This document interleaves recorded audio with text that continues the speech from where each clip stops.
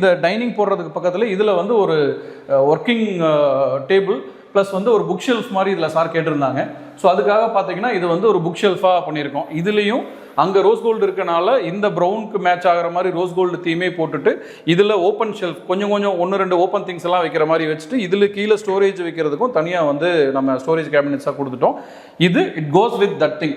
And இந்த colour இதுக்கு பக்கத்தில் இருக்க பூஜா கேபினெட் கூட மெர்ஜ் ஆகணுன்றதுனால நம்ம இதே கலரை நம்ம ஆப்போசிட் பூஜாலையும் பண்ணியிருக்கோம். இந்த பூஜா யூனிட்டும் நம்ம பண்ணி தான் கொண்டு வந்திருக்கோம். நம்ம ஃபேக்ட்ரியில் பண்ண விஷயம் தான் சார். அண்ட் இதை பொறுத்த வரைக்கும் நடுவில் வந்து அவங்களுக்கு மணி ஹோல்ஸ் வேணும்னு கேட்டாங்கன்னு சொல்லி இந்த இதை நம்ம ப்ரொவைட் பண்ணியிருக்கோம்.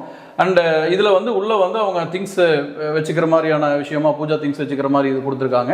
அண்ட் இதில் வந்து ஃப்ளூட்டட் கிளாஸ் கேட்டாங்க சார், ஃப்ளூட்டட் கிளாஸ் போட்டிருக்கோம். இதை தாண்டியும் இப்போ நிறைய பேர் கேட்குற விஷயம் வந்து இந்த பிரசாத ட்ரே சார், படையல் ட்ரே வந்து ரெகுலராக எல்லாருமே கேட்குறேன். இது என்னன்னா நம்ம வந்து ஏதாவது ஒரு சின்ன படையல் போடணும், ஒரு பிரசாதம் வைக்கணும்னா சாமிக்கு இந்த மாதிரியான வைக்கிறதுக்கு இந்த ட்ரேவும் வந்து காமனாக கேட்குற அந்த இதுங்க.